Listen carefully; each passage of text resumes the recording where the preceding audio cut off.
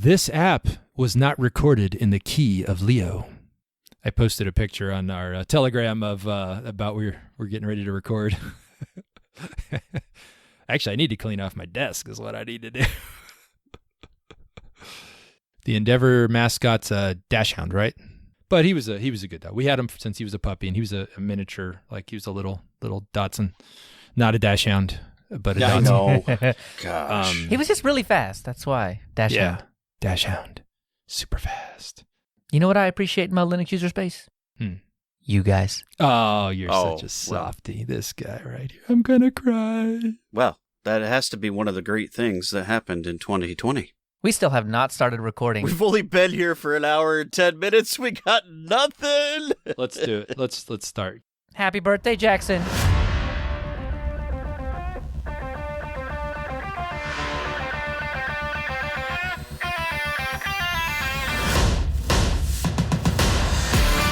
Coming up on this episode of Linux User Space, we ask, is Linux safe?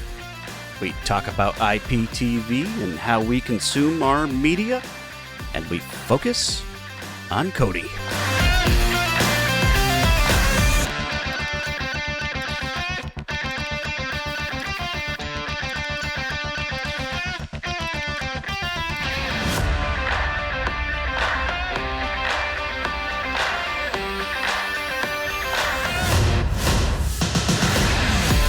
Hey, and welcome to the Linux User Space. I'm Dan.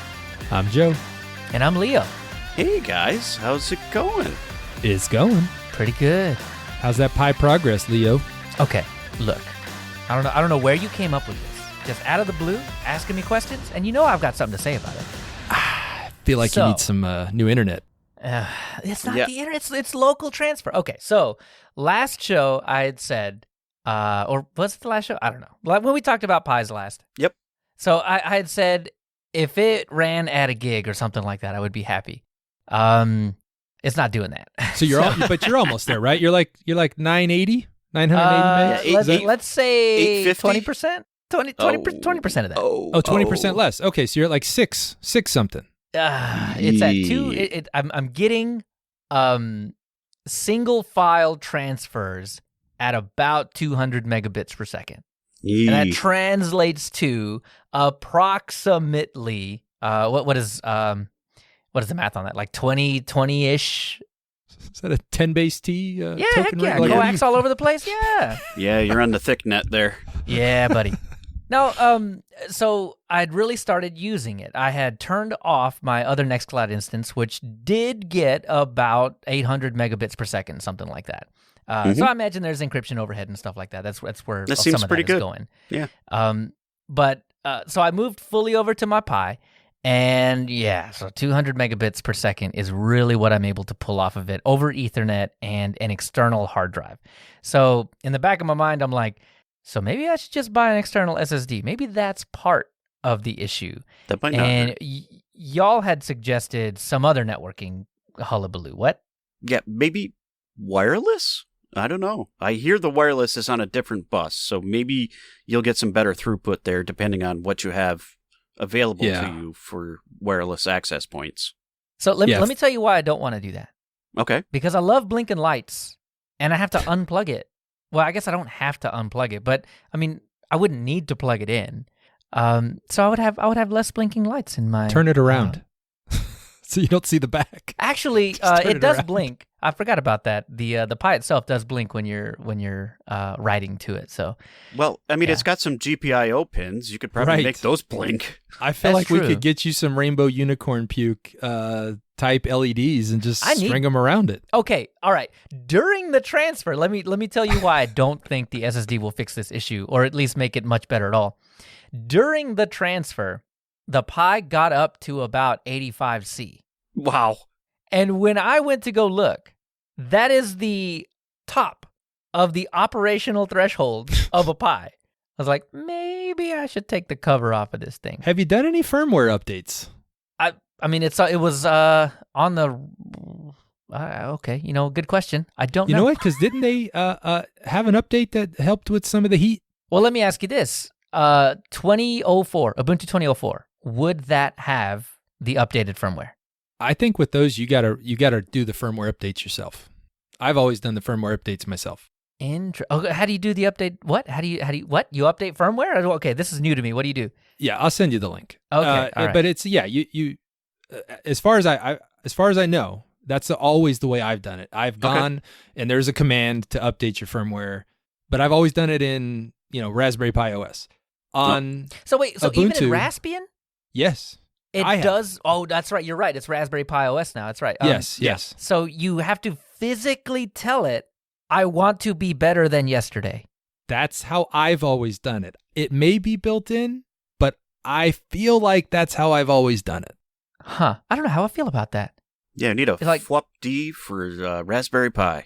Well, Yeah. okay. So to its credit, I have the official Raspberry Pi case. There's no breathing in that. That doesn't affect your firmware. No, but it keeps the heat in. And I know that sometime in the past they had done some firmware updates that would help with the temperature on the Pi itself. So maybe that is the case. Maybe I do need to run the firmware and I might not hit peak temperature load on that thing. And I don't know, maybe it will increase the speed. So, okay, all right. So I've got some homework to do. Currently, external 1 terabyte USB hard drive over USB 3, I'm like 85% sure, and Ethernet, which should be a gig, or at least the port is a gig. Right. Yeah, so I'm getting 200 megabits per second, which translates to give or take 20 megabytes per second. Yeah. Yeah, so I'll do this homework on this. I'll do the firmware update, or at least go try to figure out whether or not it has already been done for me or not. And then I'll report back again. Interesting. By the way, the rest of Nextcloud runs fine. Things that don't require 1 gig, runs fine. Most things don't. Like you're doing your Notes app and things like that. They're pretty static for the most part. They don't need a lot of bandwidth. Exactly. And yeah, dumping files, I dump and look away. So yeah, it doesn't really bother me. But when I get down to it, I'm like getting to benchmark mode, and I'm like, it's not even close to 1,000. Yeah. rpi-update. All right. Oh, that's the command. That's the command. Don't do it though, but that's the command. I should SSH in right now and do it. You just told them to read up on it first. Make sure. Hold on. So what you're saying is I should not SSH into... No, do it. Just go ahead and do it. Yeah. The Raspberry... Maybe it'll tell you there's nothing needed. But there was a big update towards the end of last year, I think, that really helped with the heat. How do I check out what is current, what my current firmware is? I don't know, man. So I type in rasp and smack tab a few times. There's nothing. Yeah. And this is Ubuntu 2004. All right, something we got to look into, because I don't know. Yes. I was totally going to just do that live right now, but yeah. Well, when Joe conjures up some links, we'll try to get those in the show notes. Hey, what's the FWAP-D? Maybe it is. I don't know. I was making that up. FWAP-D. Hey, I mean, I'll run anything right now, man. If it blows up, it's fine. My data's safe. Yeah, it's FWAP-Pi. Yeah. We'll figure it out. So, if anyways. You in the community know the answer to this question, please let me know. Yeah, it's a Google search away. But yeah, let Leo know anyways. Tell him I told him wrong. I'm just telling you, I've always done my firmware updates. But it's usually because I want something new that's coming out that I'm just like, I want it now. So yeah, it's an appliance to me. I'm going to shove it in the corner and never ever think about it ever again. So until it turns on fire. Well, at 85C, you never know. Do you have a fan on it at all? No. Oh, so you got. Why? I have the official Raspberry Pi 4. Man, with the official Raspberry Pi case and the official Raspberry Pi power supply. Why would I need anything else? Does it have the official Raspberry Pi officially heatsink? Burn up that Raspberry Pi? There is no official Raspberry Pi refrigerator, so no. I didn't buy that. Yeah. No, just get that little stick-on fan. Comes with all the kits, man. This wasn't a kit, sir. It's official. There's a kit now. There wasn't a kit then. Right. Yeah. What else are we up to? I built a computer. That's awesome. I'm trying to keep up with the Simmonses. Oh, good luck. He built his daughter a computer, so I had to build my daughter a computer because she was jealous. Yeah, that's right. So now we have dueling computers. Now one plays the guitar and the other one plays the banjo, and then we'll see where this goes. Ding ding ding ding ding ding ding ding. Now. Yeah, I love building PCs though. That's my favorite thing, dude. Yeah, it is fun. I just love it. I don't know what it is. It is just just the hardware, just put it together. And I'm telling you what, you want to impress your kids. So she's sitting there and she's like, so how long is it going to take to do it? And she goes, could we do it? I took last week off just to be off. She goes, could we do it in a couple days? I'm like, sweetie, if we're still sitting here in an hour, we broke something. We did it wrong. Yeah. and so we got it done. And she's like, I can't believe it. Oh, she was playing Among Us in, an hour later, and she was going to town. Just absolutely loved it. So just to be clear, you spend 4 digits on a desktop to play Among Us. She plays Among Us and Minecraft. Yeah. Not only that, a $5 game that would play on any $149 laptop from Walmart. But it's the thought that counts. You're right. Yeah. It was right. And she helped me build it. And I showed her how all the stuff goes together. That's the cool thing. Bonding. It was a nice father-daughter. It was a blast. I actually did that part with my son. So yeah. Oh, okay. Yep. It was your son. You're right. Yeah, building. She got to enjoy it. Oh, no, because he did too. He did one for his daughter before. Well, he just built hers so he's kicking her out and sending her to college. Yeah, that's right. But the son, he was like, oh, here, this is my boy. Let me show my boy how to do these things. Because, boy, when you grow up. But girl, don't look. You go sit in the corner. You're not allowed to touch the man's computer. And then he's just showing him how to build. And then you put the fan on the thing and you squirt. See this tube of paste? You got to empty the whole tube of paste on top of the processor. Right. So here you go. Why do they sell it in 4 grams if you don't use all 4 grams of it, right? I know, right? I don't know how many times I have seen that. Like, just a little dab will do you. I'm like, just a pea. A pea is it. If you go more than a pea, you're going to see it like muffin top over the sides, and it's going to start getting on everything. everything. All in the pins, and just stop it, man. Just stop. The amount of alcohol you need to deal Clean with that. up. I've pulled some apart, and they're like, yeah, I don't know, it doesn't run great. And you're like pulling it up, and you're like, what is this goo? Why is it overheating? Did you send this out to be chromed? Like it was dipped in chrome, like a bumper. Like it's a processor, man. What are you doing? You just need the spot on the top. Yeah, you're good. Yeah. But it was a blast, man. We had a good time explaining all the parts. I did a mini ITX build because she's got, her room's all girlied up and nice and quaint. So she's got a nice little wood antique desk. So awesome. I did a little mini ITX build with the who makes that case? Is it a Corsair? I think it's a Corsair case, the P1. But anyways, it's going to be mounted on the wall. Oh. And it kind of floats there. And I did the little LEDs and all that. She's got the LED keyboard and she's in hog heaven. So it's fancy. Love it. Yeah, I totally forgot about it, but I did upgrade the heatsink in my PC. So I almost got that PC building experience because to install the Cooler Master Hyper Elemental P212, you're taking the whole sucker apart. You might as well start over. The other side of your case doesn't come off? Oh, it does, but I feel like I needed the extra space because that heatsink is massive. Well, even a lot of those, if your backside comes off, there's still a plate on a lot of those where you've where you've got to get, and sometimes you got to pull the whole thing off. Like it just... I got super lucky there. Mine, I could mount the motherboard, so then I have to hold on to it. And I took the back, cover off, and there it was right there. They got a good case port. Has it notched out. Yeah, there's a good case has that notched out. Yeah. Most cases do not. I do have that, but I pulled it out anyway. But yeah, and Dan, you were right. A 10-degree drop on Isn't load. that amazing? Oh yeah. Yeah. I mean, that thing weighs like 50 pounds. If it didn't do that kind of heat dissipation, I would be really upset. But it was the RGB one, so more unicorn puke. Oh, you did the RGB. Look at you. Yeah. I can see the lights dancing off your glasses now. That's awesome. Yeah. Very cool.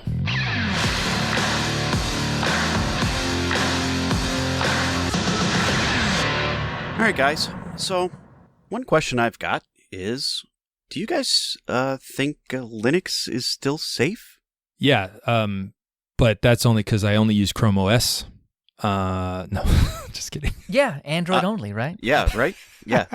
I think it's pretty safe on my Android phone, right? Don't open that can of worms because we're going to talk about Android phones that are more than 3 years old. And what version of Android are they running and what kernel is that on? They're in a landfill somewhere because they stopped working. There are Android phones running around today that are still vulnerable to stage fright. When was stage fright discovered? Like 2015? Yeah. Yeah. So I don't know. It's a very broad question, because I think Linux is safe overall. I'll agree with that. So, like, one caveat you have to take into account is you need to be able to stay up on your updates, right? Everything, Yes. is suspect to vulnerability if you leave it fallow. But if you keep up with your updates, you're going to mitigate some of that. You're going to mitigate a lot of that, I think. Yeah. I mean, you end up with these really smart people that become aware, think of BootHole, which is fairly recent, of flaws, and they scramble to fix them. Not only do they scramble to fix them, the companies that pay these people scramble to fix them because it's their bottom line that we're talking about, right? I mean, Ubuntu has a reputation to keep. And Ubuntu, I mean, from the outside looking in, if you ask, what is Linux? You put that in Google, what are some of the very first things that come up? Ubuntu. Yeah, Ubuntu, probably Red Hat, probably right up there, Yeah. So those folks are tied to that name. And so they have a pretty big interest in making sure that, stuff like that hits the news like that, it needs to be fixed very quickly. I think overall, though, that question is hard to answer because everybody's situation is different.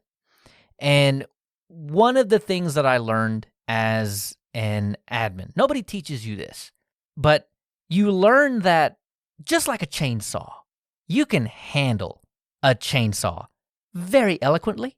You can get the job done. You can cause 0 injuries in the course of using that chainsaw.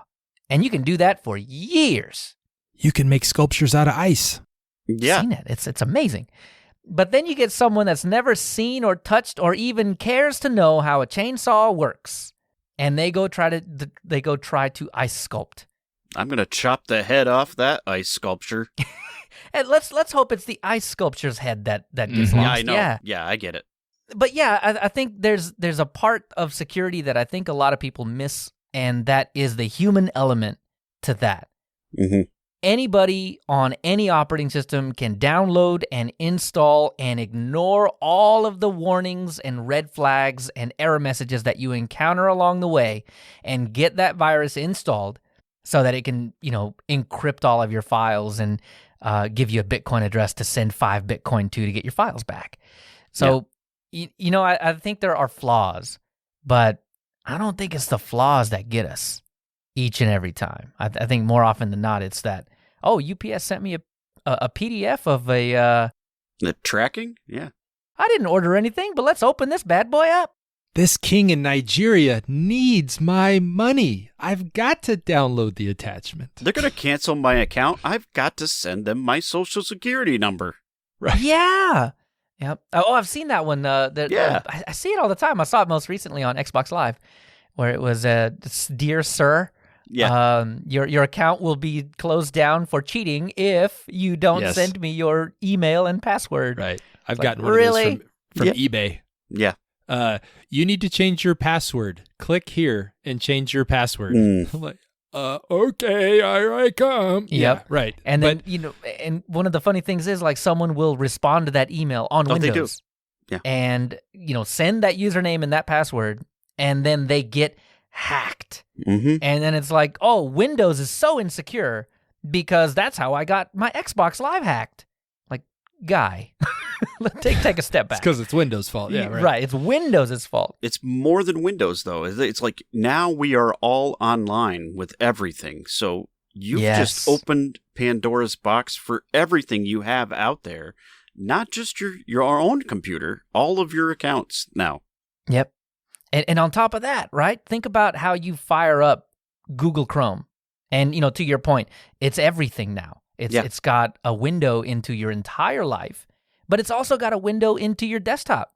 Google Chrome doesn't get to save files unless you give it permission to do so, right? Yeah. I mean, this is the whole reason why we have flat packs and snaps and everything else to make sure that it can't touch some things.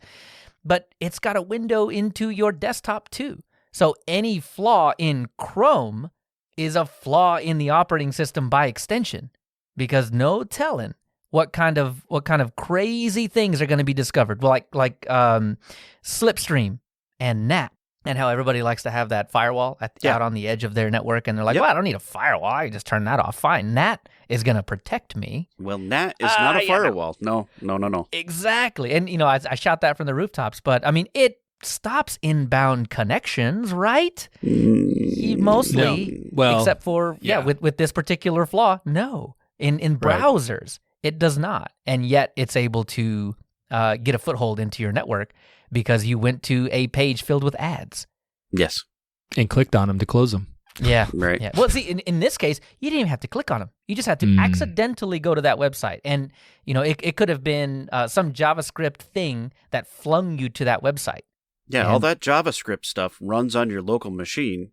Yes. It executes on locally, even though you've got the code from the internet. Yeah.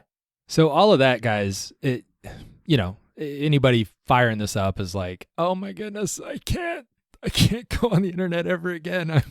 Did you get that vibe? Did you get that I'm trying to scare everybody vibe? You should be a little scared, though. But those are the things. I mean, I promise you, when I walk through my office and somebody comes to me and they're like, my computer's not running great. And I go up and you know how Chrome's got the indicator that's like update. And when it's a fresh one, it's green and then it's yellow. Yeah. And then it goes. It's just, this thing is like burned, just red, like there's blood dripping from it. It's like, I'm like, if you see this, click it. Yeah. When it turns green, you click it, you update Chrome. But it's not go high score. Right. But I think that's a lot of folks. So that's maybe not in, I think in the Linux community, people tend to be a little more understanding, like, oh yeah, I want to keep my stuff up to date or whatever. But that's our parents, that's our children, that's our idiot brother, that's our, like, whoever it is, like out there, those people are the ones facing this. So regular people are having to fight against security. So it begs the question, guys. So like, what does your security level look like in your lives? Are you all like iron doors at the gates and just everything's locked down and you don't go to any website that you haven't approved, whitelisted, and are everything locked down? Or how's your life? Well, I think security has to be on a sliding scale a little bit, right? So there's some level of convenience that you have to allow, or else you get nothing, like you said. And you just can't cower in fear all the time, really, and be effective. So you just have to be smart about it, right? You have to watch the prompts. You have to read the indicators. You have to click on the updates. You have to watch for all of the signs, and think about what you're submitting and what you're clicking on. Does it make sense? Did you think about it? I mean, why does so-and-so want my username and password? They don't need my password. It's not a login prompt. That should only go in a login prompt. Things like that. You just have to kind of contemplate about it before you go clicking on it and be a little analytical about it. I think reading the error messages reading all of the messages is probably the best thing in the whole world that you could do for yourself. The answer's always there. Always. When something goes wrong, the answer is, okay, maybe not always. I've seen some pretty egregious error messages where it's like, it broke. Yeah. Okay, thanks. All right. Oh, great. Snap. Yeah. Please refresh your browser. Yeah. But most of the time, those error messages are going to have something that you can use to either A, figure out how to fix it yourself, or if you're not that type, B, get help with it. Ask someone else, hey, because I guarantee you when you ask someone else, hey, this thing went wrong and I don't know what it did, the first thing they're going to ask you is, well, what error message did you get? Or how did it behave? Or what did it do? And so, reading it will at least give you the basic first step, regardless of how you attack the problem. And security starts that way. Personally, I have some things that are probably considered insecure, but I do try to take some steps to mitigate some of those things. Like, so I've got the assistant, the lady assistant that talks to me. For shame. In the kitchen, so she can turn on my lights and stuff like that. But, I've got her segmented on her own different wireless network. And, she might be listening, but she's not, listening to all my devices at the same time, or at least I don't think so. And I do kind of pay attention to what my network is doing, but I'm a network guy, so that's kind of my thing. So to that point, actually, I've been really considering getting smart things, but I don't want them that smart. I don't want them to understand speech, and I certainly don't want them to reach out to the internet for any reason whatsoever. So I've been looking at Monoprice Stitch. So this is their own line of smart plug, smart fan, smart blah, whatever. Everything's smart. They've got like a Roomba too. So there's a smart everything. But you can run Stitch on LAN only with no gateway. So no way out to the internet. Cool. And it can stay isolated. And as you said, put it on its own isolated network and either A, join that Wi-Fi network or whatever, or B, set up a small VPN to put you on that network so you can control things as you need. Wow. Right, because you were talking about a slider. Yeah. I feel like I'm maybe a little closer to security, but I mean, that might be just my tinfoil hat talking. Yeah. But that's a way to get me those cool features without having to worry about AWS going out and now you can't turn off your alarms or something like that. Yeah, you can't vacuum your floor, that sort of thing. Yeah, I get it. Exactly. Now, if my internet goes out, I mean, I'm already up a creek at that point. But I mean, if AWS goes out or if Microsoft Azure goes out or whatever, I don't have to worry that, oh no, now I can't turn off my light bulbs. Yep, that makes sense. It all comes down to the convenience that you want to have. How much convenience do you want to have? Because a lot of these things do provide convenience, but they open the door a little bit, just a little bit further every time you add one of those things. Exactly. And having to put together, the amount of work that goes into setting up the Stitch stuff on its own network and all that is more than setting up old Alexandra. Yeah. Mm-hmm. Oh, she's pretty smart. Yeah, but a little too. I don't need her in my house. Yeah, she's pretty smart. Smarter than me. I set up for my parents. I added a couple of Ring cameras this weekend because. Oh yeah. One, they're getting a little older, so I put a doorbell in, and they live in a nice neighborhood, but still, like it just. And plus, my dad's always working down at the garage, so my mom wants to be able to see him. Sure. Make sure he's still makes sense. Make sure he's still moving. So, I put him in, but man, I'm telling you, the setup was like, click. Yeah. Oh, here's your camera. Yeah. Great. Done. Yep. Finished. And all of a sudden it's a ding, ding, ding. Yep. There's someone in your driveway. There's someone. So obviously that's all calling home. It's all got to happen. But it is so convenient. Yeah. And that's why people do it. I can't imagine going to my parents' house, setting up a separate VLAN, putting network stuff on it. And it would, because you know what's going to happen? You do know what's going to happen. Well, you're the tech support at that point. Right. Yeah. Right. And it's tough. It's a lot of work.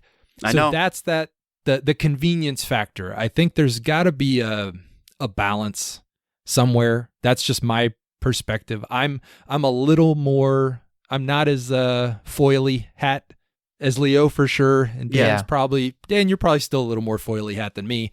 I've got 1, 2, 3, 4. So for those keeping score, it's on the tinfoil side, it's Leo. In the middle, it's Dan, and on the usability side, it's Joe. Yeah, that's fair. My doors are open and unlocked, and the internet is no pass. No, I'm just kidding. It's great if you're in a good neighborhood. Yeah. Well, I live out in the country. Yeah, that's good. When we moved to Georgia, I don't have any neighbors. It's the internet neighborhood that you got to worry about. It's the internet neighborhood right. that is the issue. But I've got, I think, 8 lady cylinders throughout my house.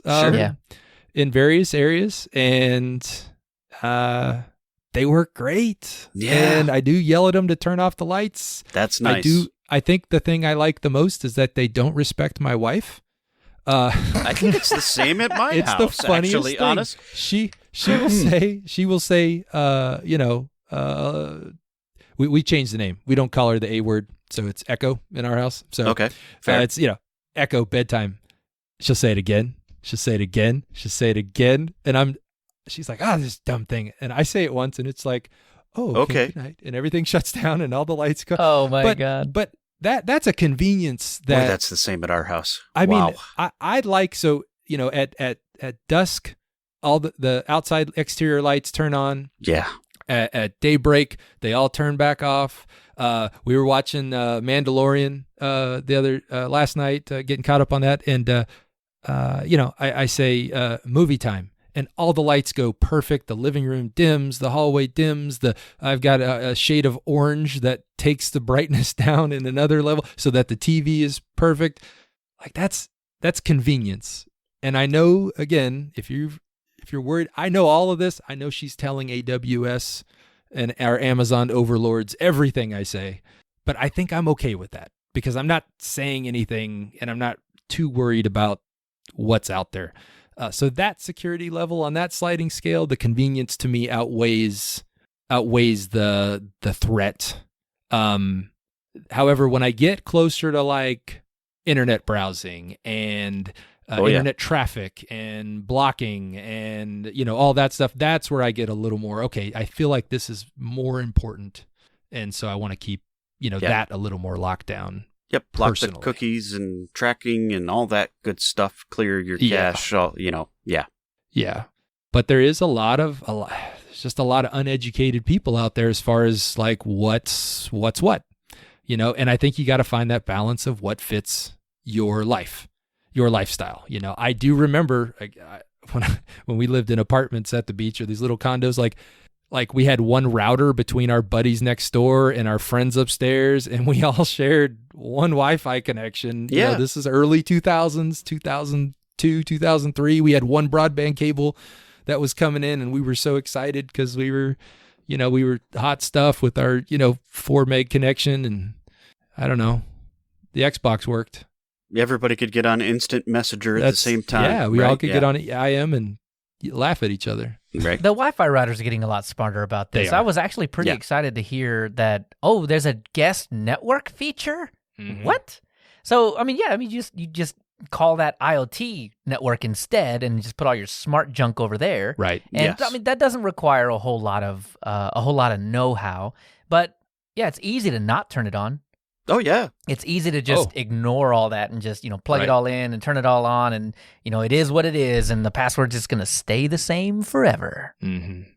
Yeah. And I think, too, one of the biggest thing I think people can do for themselves, like, I feel like the ones that come to me and they're like, but someone's spying on you. I'm like, look, if they want it, they're going to get it. There's only so much you can do. Like I feel like the conspiracy that the government knows what you're doing. You're putting cameras all over your house. If they want to know, that little invisible black helicopter is going to find it anyways. Like they know where I live. It's no secret. I'm not running from the law, but I think where it's important is when it gets down to your accounts, like those things. Having good passphrases for your passwords, having a password manager that isn't Google Chrome.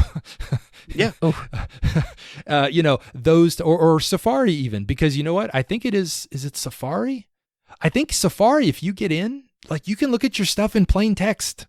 Well, you can do that with all the browsers. You have to go and actually encrypt your password store. And at that point, it's actually not that bad. Well, yeah, if you went through all that effort, but why not get a password manager? Right, but you got to know that exists instead of just click save password and never think about it ever again. Well, that's what most people do is like save password. Right. Oh, yeah, hey, I don't have to. Right. Yeah. Security takes effort. It does. And beyond effort, it takes a lot of knowledge. Like, you have to know that something is a risk in the first place to know to actually do a risk analysis, right? Right. Do I care? Do I not care? What do I do about that? And, you're right. When it comes to like a nation or nation state or what? Yeah. No, I've got no chance. Right. No, none of us do. None of us. No. Right. But when it comes to everything else, what I'm really trying to do is not be the low-hanging fruit. Yes. Right.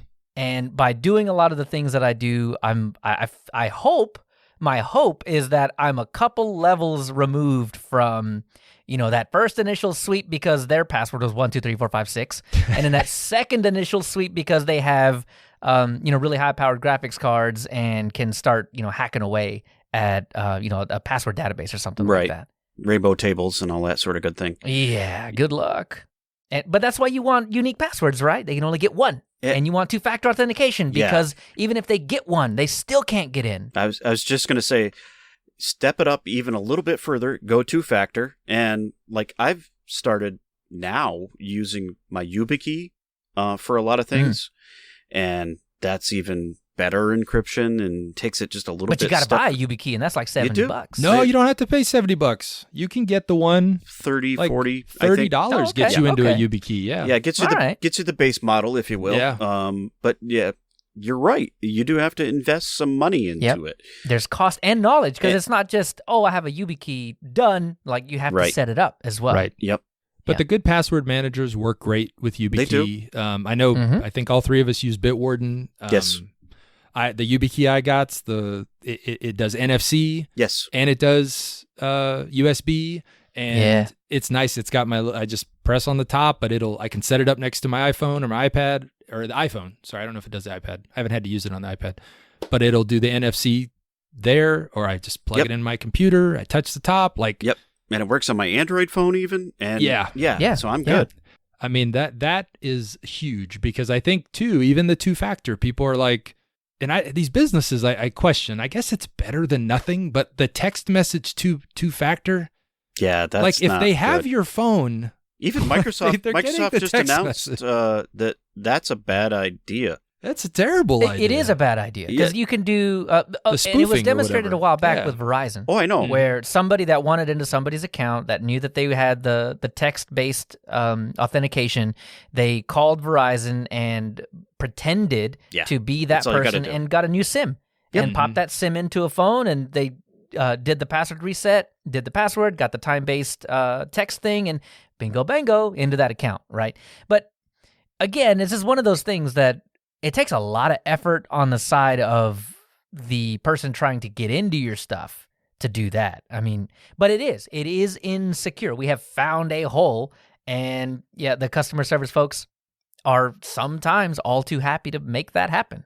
Yeah, you say the right things enough, and you're in, right? And you're leaving it in the hands of the potential weakest link. So, like computers are typically consistent, and they're going to I've got to have this password. But if you can sweet talk somebody into giving some information, they're just, I'm really not supposed to, but I want to help you out, Mrs. Jones. Yeah. Okay, I'll do. That's the break. So, and there's no one to call to reset a Yubikey. So you can't. Nope. Nobody to call. Having, you can get yourself locked out of things. So you need your, your account stuff information. They give you those big long text strings. You better be printing those off, put them in your safe so that you can get back into your account in case your Yubikey gets run over by a truck or something. Well, also just have a second Yubikey. You can do that too. Yes. But I have a backup Yubikey. No, either way works fine. Right. But you need a plan. You need to make a plan for your backup. Mm-hmm. Yeah, I did lock myself out of my Coinbase account once. And Whoops. That sounds bad. But that was, I'll tell you what, I was using, before I got the Yubikey, I was using the authenticators that are on, like an app, like Google Authenticator, or I forget the other one I was using. There's a Microsoft one. Authy. I was using Authy. Authy. Well, my phone reset, and it lost all my stuff in there. So, and the only way for me to get in to look at my stuff was with the two-factor on the app, and I didn't have that app on anything. Anyways, I had to write a letter, send my driver, I had to prove who I was to Coinbase, which is good. I was very happy to do so because I don't want just any jerk getting in my stuff. But yeah, they could have stole my $8 worth of Bitcoin, and I'd have been sad. Yeah. So hey, look, that's $16 now, sir. It is 16. Yeah. So it's important. All these features are important. So back to our original question: is Linux safe? I guess we could ask that question about anybody. Is Linux safe? Is Android safe? Is iOS safe? Is OS X safe? It sounds like people aren't safe. People aren't safe. It's no more less or greater safe than all the other things. Yeah, it's as safe as it can be. Same, Windows has these same exact flaws that end up with situations where it's like, oh, this could happen and you could get hacked or whatever. Yeah, I know. Yeah, Linux has that. Mac OS has that. iOS has that. Android has that. Everybody has that. I think it's more a question of, is it safe to not update? That, I think, is really where this breaks down. If you're getting updates and if you're applying them at least semi-regularly, you're probably safe. You're safe from the creepy crawlies that make the headline news. So you're probably going to be just fine. So I don't think there's a first, second, third kind of winner in this situation. Right. I think it is. I think they're all really good. You have active developers working on fixing these issues all the time.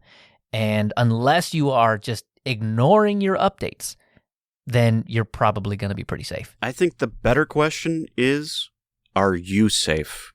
Yeah. It's the human. It's the human that makes the mistake. More often than not, I guess. Because BootHole, that didn't affect 0 people. Right. Right. Yeah, it's unlikely to affect you. Well, and is it just me that, or do I feel like we're seeing more firmware level, hardware level vulnerabilities versus OS level vulnerabilities? And if it's an Intel vulnerability, that affects everyone. Yeah. Or an AMD vulnerability, that's going to affect everyone. It doesn't matter what OS is on top of it, right?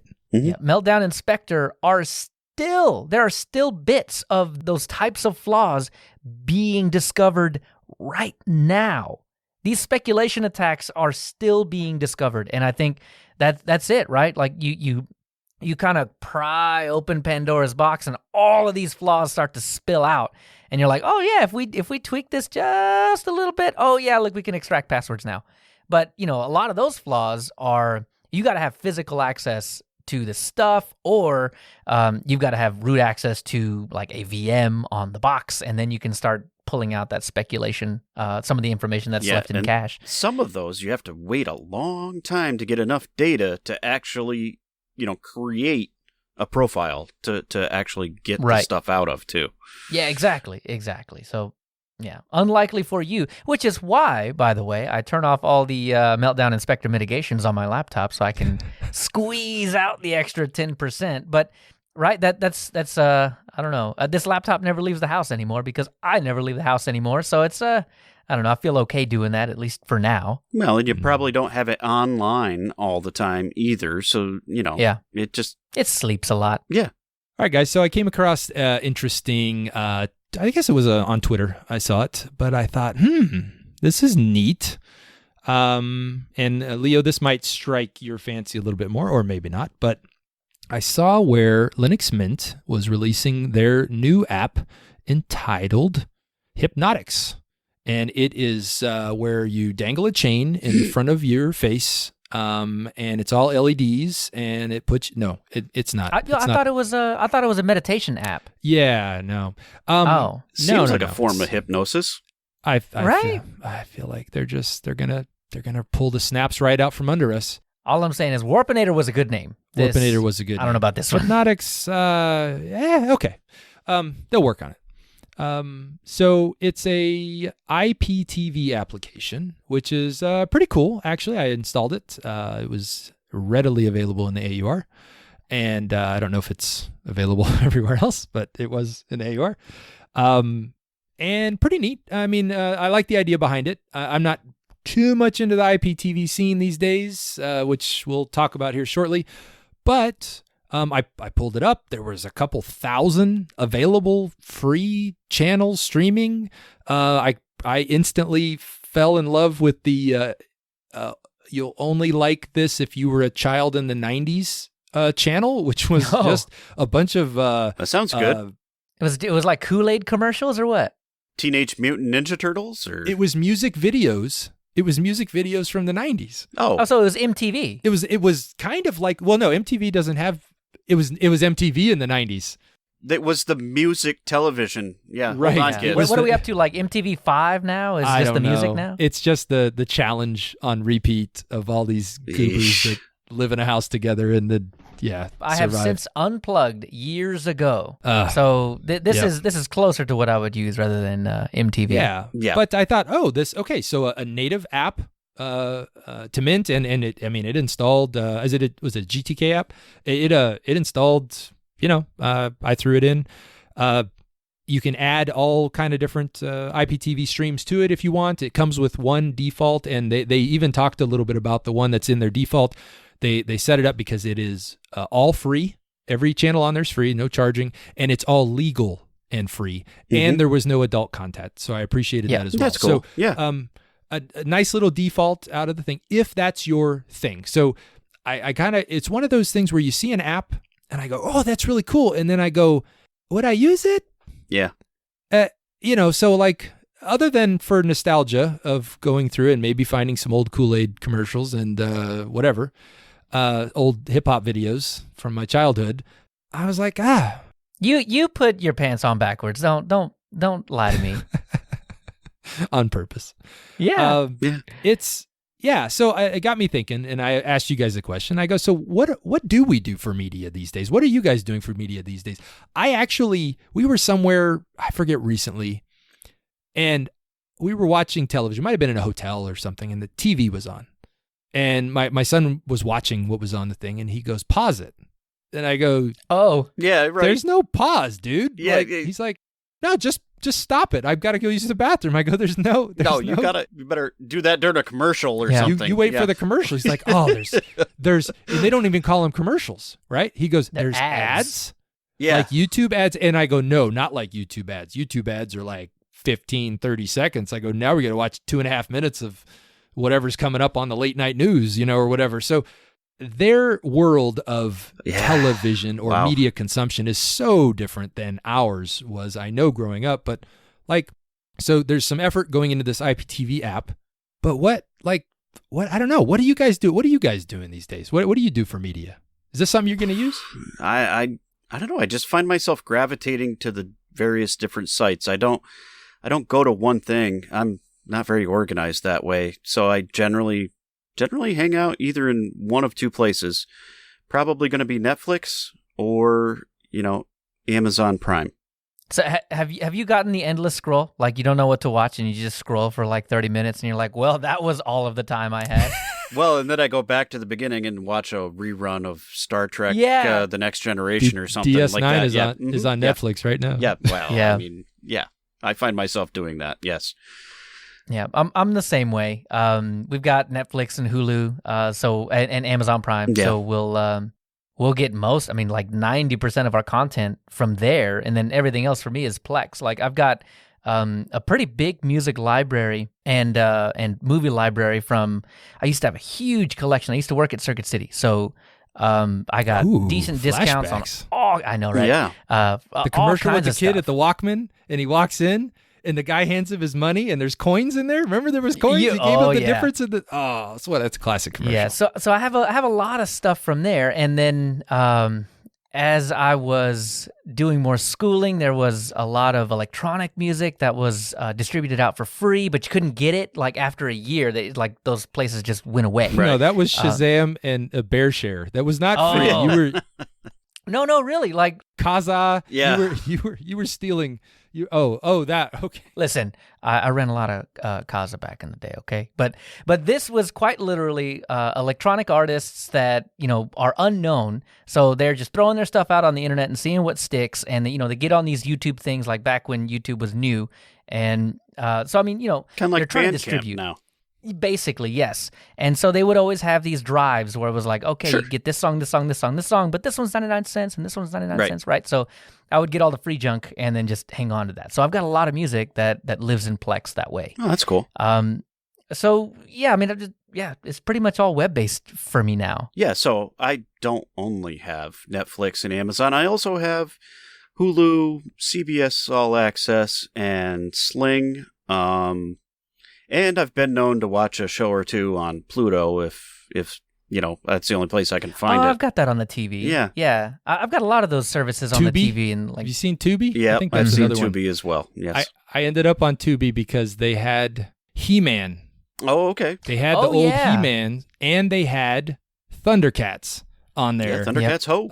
And Voltron. Oh, and so nice. I was taking my my son through like memory lane, and we were watching those on Tubi. That was pretty cool. I feel like Pluto TV and a lot of those other channels that are in that same vein are just as good as the channels that we had, because they're like 30% ads too. Yeah. And that's exactly like we got the Hot Wheels commercial, and then you got the Oscar Mayer commercial, and 2 other commercials, and then you finally get back to the show for 2 minutes, and then it's more ads. Well, the show is the same length, so why not throw the ads in there, right? Yep. That's a 22-minute show, and you got a 30-minute block. What do you think you're doing with those other 8 minutes? You're going to sell some ads. Yeah. I think that's what's disappointed me with The Mandalorian, is because I want it to be like an hour show, but it's like 45 minutes. And I'm like, Disney, there's no commercials on here. Why are we making like an hour show? Please, can we have an hour show? They're actually, on that particular show, there's no real consistency on the episode length. It seems to be, right, like an hour. An hour plus, maybe. I want to say there was at least one episode that went longer than an hour. Yeah. Are you guys all cut? Are you guys watching that? Did we talk about I'm too behind. Oh, Leo. I am not on the Disney ABC stuff. Leo. I don't know why. Well, maybe Hypnotix can help you out with that, Dan. Not with Disney I Plus. probably should. I'm a Hulu subscriber, so I. You know what'll help you out with that? the Pirate Bay. Yeah. Well, yeah. No. Yo ho ho. Oh, Leo, you've missed the best 2 episodes. You're not caught up on the 2 best episodes. Okay. All right, dude. My daughter runs around with a baby Yoda. She loves this show too. So like we are invested. If you're a true nerd, like a true geek, Star Wars geek, these last 2 episodes are the best. Okay. I don't know about true, but I do love me some Star Wars. So if you know there's a lot of introduction of let's say characters from books and from things that I've always wanted to see on TV. So this is it's I'm looking forward to it even more now. Yeah, I digress. But there's one thing that I can't get on Plex and everything else that I can get with an antenna. So we have over-the-air channels here in Texas. So I mean, I imagine you get it like all over the place, but and I want to be able to get that on my phone. I want to be able to get that on my, all of the TVs that I've got. Sure. Okay, there are 2, but on my desktop and everywhere. And so I'm really considering buying the $60 Hauppauge antenna. Well, I mean, it's basically a USB. You plug it into the computer that's running your Plex, and then you screw an antenna into it, smack that up on the wall close to a window, and you get the over-the-air channels. And you can stream those, pause them, and record them, and do all of that fun stuff. So that's the only puzzle piece that's missing. So I have to go to one TV and watch, local news on that one TV because I only have one antenna. So that I think is the other thing that I'm going to change, and I'll feel like I'm complete. I have everything that I need on the web. Yeah, that brings me pretty full circle right there, Leo, because way back when I did have a TV card that, they were internal in your PC, and I built a Myth box, and I was watching my shows and, DVRing them at the time with Myth TV. And, I got away from that because everything's available on the internet. Yeah. Well, that was the whole problem, I think. I think that is why piracy was so big, that it wasn't available to you. Like, even if you wanted to legitimately get it, you couldn't. And, there were a lot of ways that maybe you could, but it just was not convenient. But now that it's convenient, it's way easier to pay $10 a month to just get what you want. And, but it's starting to go the other way now. It is. Where you got 18 different things when you only want to watch 3 shows. And so you're having to okay, do I need Hulu this month? Well, there's nothing that's going on right now that I want from Hulu, so I'm going to cancel that, and I'm going to put that money over toward this. And so it's becoming really inconvenient again, which I think is going to give rise to a lot of yo-ho-hoing.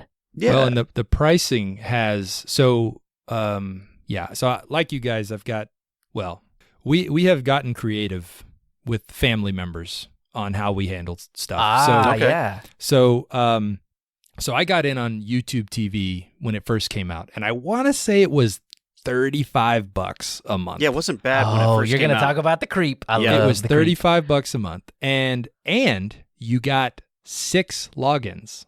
Okay. And at the time, it was 6 simultaneous streams. Oh, wow. Oh, so tell me how bad it's gotten. So I went from that. So what I did was I took my $35 and I called up a few family members and I said, hey, why don't we all just chip in? We each get a login. Boom. Now we're all paying $8 a month for YouTube TV. How's that work? They were all on board. Yes. So been doing that since it came out. Then they go, we're going to take you up to like $45 a month. Mm-hmm. And you only have 3 simultaneous streams. Ooh. Because I'm sure everybody was doing what I was doing. So I kicked a few late payment people off. I evicted them. And and then I backed down to 3. So I've got 3 of us. But even then, so that's $15 each a month. Now I want to say it's up to $64 a month. Yeah. Still, I'm at $20 some each, right? So that is still, and it's 6 logins, but 3 streams. So it's fine. We haven't run into any issues there. And the only reason I have YouTube TV is because I am a sports fanatic. So I like NBA and the NFL. And I don't want to pay $300 and some a year for each service. So if I wanted to get NFL Direct, the NFL channel, and then if I wanted to get the NBA channel, I'm like $500 a year, I think, sometimes, if all that stuff pans out. Whereas, so I do have that. Then I have the Netflix. Mm-hmm. Everybody has I that. share with somebody. Yeah. So I don't pay for the Netflix, but I Netflix, pay for. Please don't turn me off. I share it with a few people. Thanks, Mom. I pay for the Hulu plus Disney Plus, so we swap. We share, so they pay for the Netflix, I pay for the Hulu. And then on the Apple side, we've got the Apple Family, whatever their new thing is. Well, they make that easy. They make it easy, yeah. And that's great. So we share Apple Music, we share Apple, the TV, which, there's not a whole lot on their TV stuff. But the music's a good deal because I've got 2 almost teenagers, and I've got my wife and I with music, so it's nice. So there's 6 of us between my family and their friends. So we share that. So it's helped leverage the cost out, but still you add all that up. And you remember when you would get that deal for like, Charter Cable or Cox Cable, and it was $49.99 for the month. And then or for a year. And then after a year, it went up to like $129 bucks.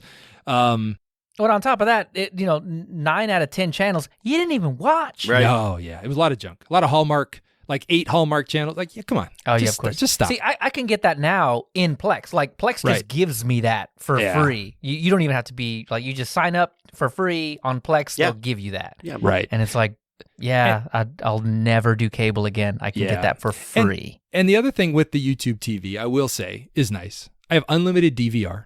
Mm-hmm. I have an app on every device. You could just go back and watch stuff that you missed. And they might insert a commercial in there. So they do put the commercials in. If you didn't DVR it. Oh, they're double dipping. Well, if you DVR'd it, you can fast forward the commercials. You can skip over. Oh, okay. If you're watching something that they have on DVR, like just back catalog, you can't skip the commercials. So, but I'm fine with that. Like, I don't mind an ad here and there. Right. And so my Sling is a lot like that, right? It's basically regular TV, and it has a DVR. Probably the selection is a lot more limited than what you have. I had Sling, and then I went to YouTube TV because they were missing the sports Sling stuff. Had like the blue and the orange, and I couldn't get everything I needed. Right. I needed the maroon. I needed like a blend. And then when you get both, you pay the same amount that you're paying for YouTube, basically. YouTube TV. Yeah, probably. So the real question is, with Sling, is there a Linux app? Well, no. Oh, come on. You can watch it in your browser, though. There's no YouTube TV Linux app. Oh, so then either. there is a Linux app, right? You just do it in Firefox. Yeah, it's all Chrome. So Sling is all Chrome based, and you kind of got to you got to futz with the the browser user agent thing a little bit. But okay. So there's some finagling you got to do. So is Firefox still a thing people still use? I don't know. I do. Yeah. Oh. See, now this is a big reason why I like Plex, because I don't have to care at all what platform I'm on. Right. Yeah. That would be nice. Well, I do like Plex. I've got a Plex server at the house, and that's where I keep all my old anything that was VHS, DVD, or any digital copy thing that I've bought and downloaded. It all goes to Plex server, and we have access to that. But I have found more and more everything that's on my Plex server is either sitting in Netflix, Hulu, or Amazon, because we have that too. So, the thing is, it's all there. So, like, are we using IPTV? Is this for somebody who is like, I'm not paying for any services. This is enough for me, because there was a lot of content in there. It wasn't. There's even like I count like 8 or 9 like legit news channels. Like I don't know, whatever. Everybody's got their flavor, but whatever. Like they have all those major news networks, and you're not going to get whatever TV show you watch, but there's a lot of free stuff in there. America's Funniest Home Videos had like a channel in there. There was what's funny about that? I was looking through Plex today to get ready, and those are the channels that I have on Plex. So Plex, actually, I already have access to that. So, you already have it. Yeah, it's a no from me, because I think Plex actually just gives that to me, and I already can do it in any desktop, not just, at least for now, Arch and Mint. Mm-hmm. But our media consumption seems to have changed quite a bit, and pretty quick. Right? I mean, how long ago was it? When did you guys? It's funny because we used to call it cutting the cord. Yeah. But I still got cords running all over my house. Cutting the cable cord. Yeah, I know. That didn't even work for me either, because I have cable internet. I'm on broadband over coax, so I still have. I didn't cut anything. It only goes to my modem now, but that's right. They're just giving me less signals for less money. Right. That's it. Sure. I've been doing it for a while, like a long time. I'll say probably close to 10 years. Okay. Yeah, I would say once Netflix really started taking off, then that was the moment where I was like, yep, cool. I can do without this and save myself $50, $60 a month. Well, and now that a lot of internet speeds have drastically gone up. Right. Yeah. That helps. Because I will say, we used to struggle. Even we had cut the cord, but I was on a 6 meg DSL cable for years. Okay, yeah, that'll hurt. And that's all they had out here.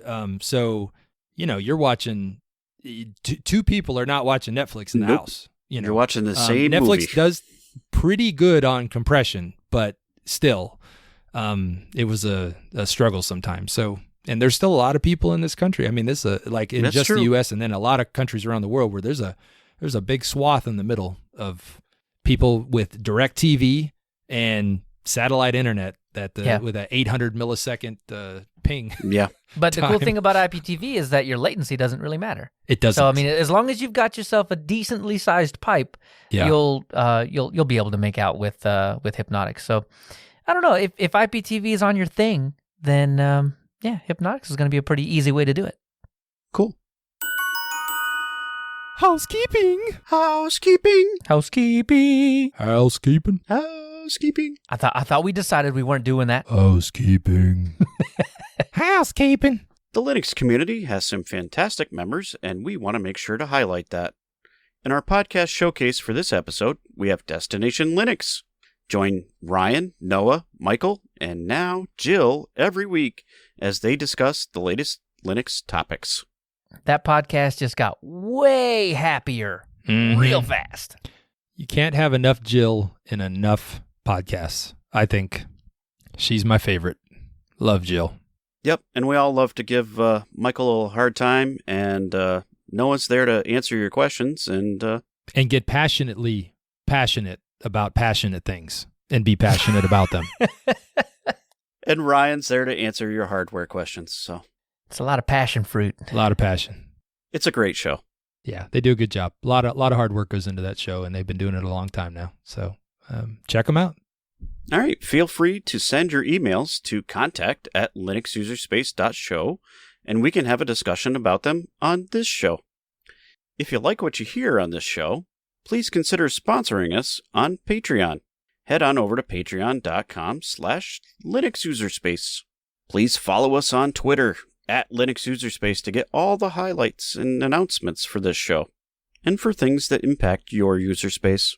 We also have our big growing Telegram group, and please join us over there at linuxuserspace.show/telegram, and we can carry on a conversation and hopefully talk about some of the things here in the show. And eggnog. Oh, yeah. Lots of eggnog. And lots of things. We talk about a lot of stuff. The conversations in there have been a lot of fun lately. Yeah, they have. Lastly, don't forget to rate this podcast on iTunes or your favorite podcast application, and like, comment, and subscribe on YouTube. You can always get more information at our website, linuxuserspace.show.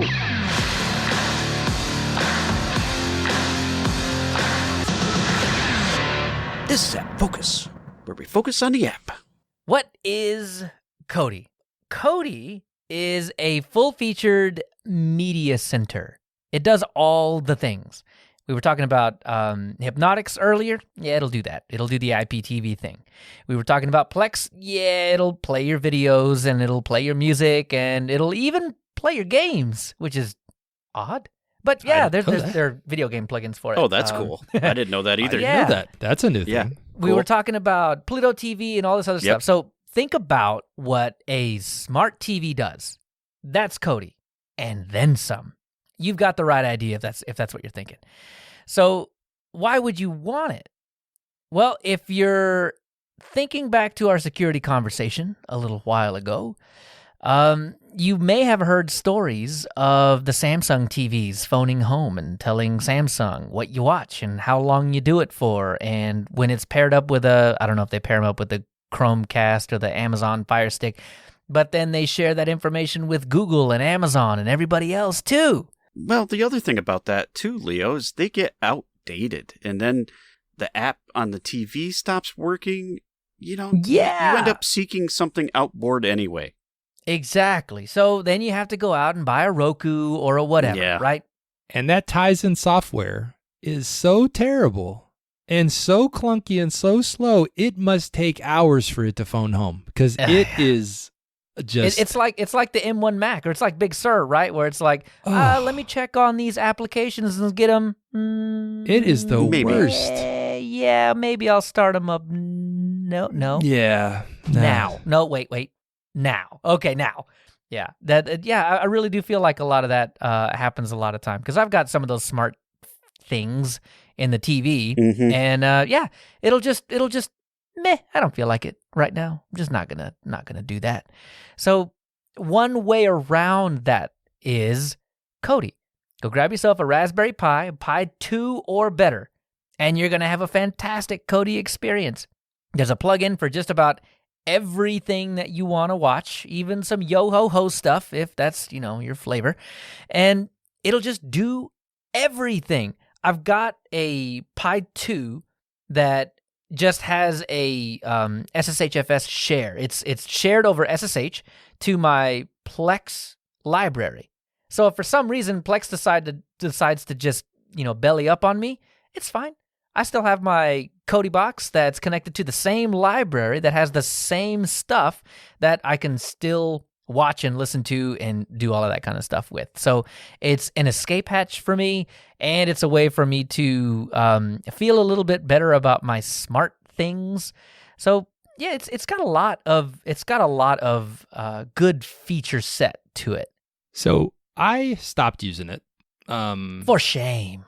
Well, so actually, I want to say my first experience was because I could, if I'm not mistaken, the Amazon Fire TVs, you could hack them and throw Kodi on it. The early ones you could. And so that's what I was doing. For IPTV streams, right? Yep. So I was doing that with that. And the thing with Kodi to me is, and maybe it's changed, it's been a while, it always felt messy and discombobulated. Like going in to add streams or it wasn't the most fluid, clean process. And then I had to Google for okay, if I want to add this, how do I add this? And how do I add this? And then some of them don't work. So that was my experience then.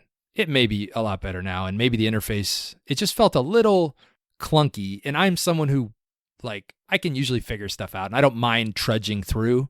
But it was just but again, we're talking a few years now. So that's why I stopped using it. Plus, Plex was kind of a cleaner interface, and it just kind of did the thing. Plex really took all of the use of Kodi away for me. Short of adding, again, if it's something you're into, there's a lot of content you can pull from a lot of quote-unquote places to Kodi that perhaps in other venues you would exchange money for that content. This content perhaps doesn't require you to exchange funds. I don't understand, Joe. What do you mean? Yeah. So that's the other thing, is if you're into that, maybe Kodi's a little more into. I'm not saying that's the only reason to use Kodi. Yeah. I'm just saying there is that avenue of it. Yeah, the built-in facilities for, I mean, if you just got a big old drive full of videos or music or something like that, I never got the vibe that Kodi was just bad at organization, or like it always seemed accessible to me. So I guess unless you're trying to make Kodi do more than just read the data that you already have, then doing the plugin thing and finding them, and that's what it was. I was always looking for even the IPTV stuff, that you could add those. It just felt a little cumbersome to get them and add them and all that. So the local storage stuff that was fine.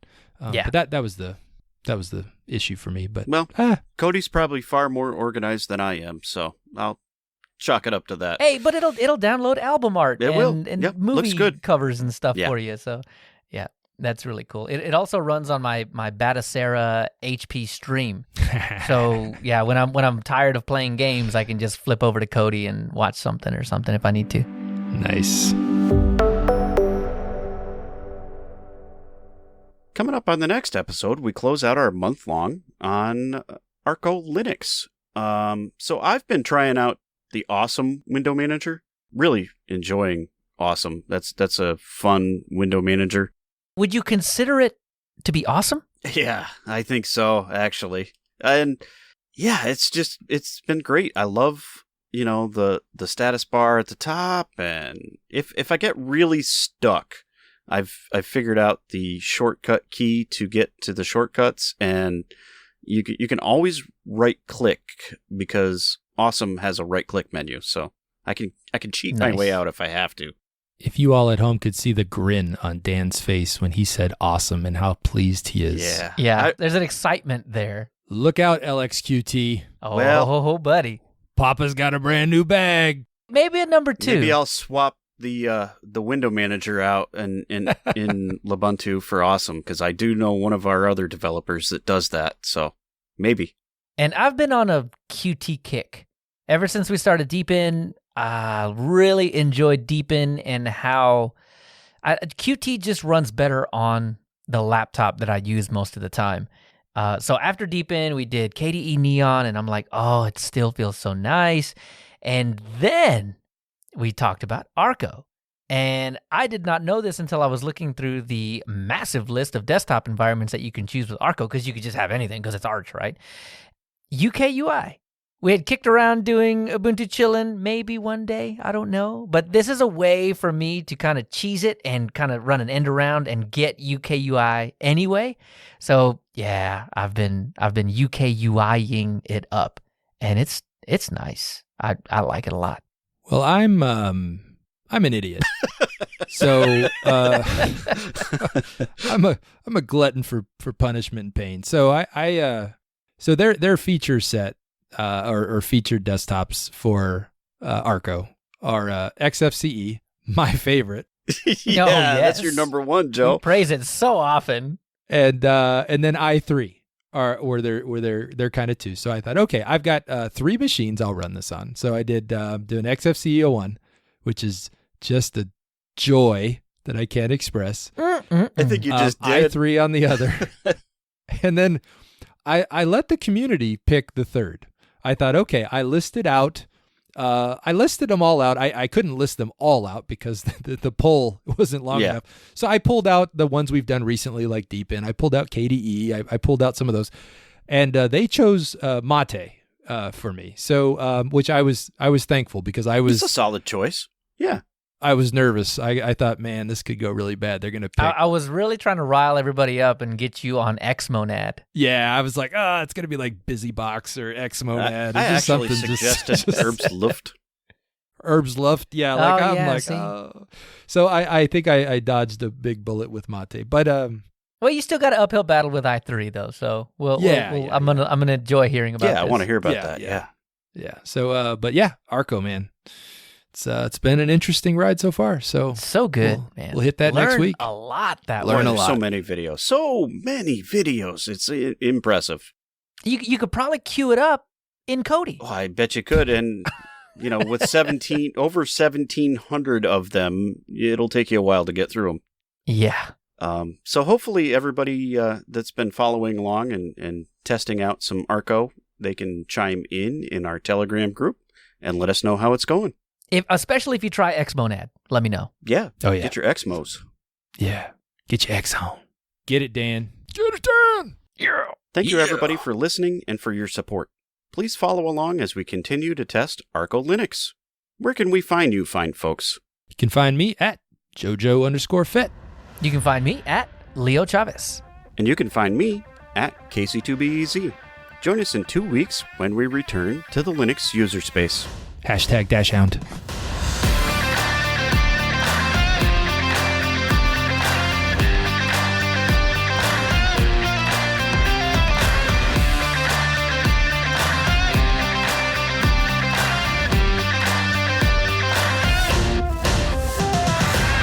And we could talk about the pangolin. What's that? What do you mean? That little kangaroo armadillo thing? Pangolin, man. Pangolin. It's System 76. Not a dash hound. AMD only Linux laptop. It's a pangolin. Pangolin.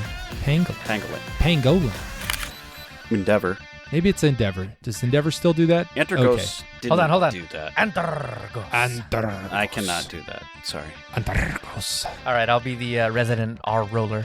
Yes. Man, so I'm on Deepin and just looking at Telegram, and this is the one just drives me nuts. It's that old X cursor, isn't it? With the finger that's like this, pointing at stuff. I hate that one. That's I hate that one. I do hate that one too. All right, Joe, you're up. You're gonna snap everything for us. Snapping Hey, make all sure the you get the things. Mac OS cursor theme. I do kind of like it, so that would make it easy on me. I'll work on that. Thanks. Nice pointy, sharp, pointy one. I'm telling you, that's why I hate Breeze. Kate. Yes, I can. Oh, I can. It's like poking something with a stick. Like I need a knife. Got to be precise. It's about the precision, Joe. Come on. I want to be positive It's a really good show with a lot of really good people, and they say a lot of really good things. about really good stuff. Well, I remember days of like finding a tar and just kind of pretending it was a deb, and just trying to like double click it to install and Right. like, just all kind of not stuff happening and not understanding. And That's what you get, Windows guy. I heard AMD's coming out with their ARM. Do not excite me like that, Dan. Do not It's do coming. this to me and then take this away from me. Is this for real? it's coming. It's a rumor. Oh my God. I need this in my life. Oh, I'm so excited. I get to love AMD a whole new way now. Oh, please. I need this. I need this to happen. Might be a little rocky at the beginning, but this is how 2021 becomes better than 2020. AMD ARM chip coming 2021. Drivers that actually make it work, fall 2022.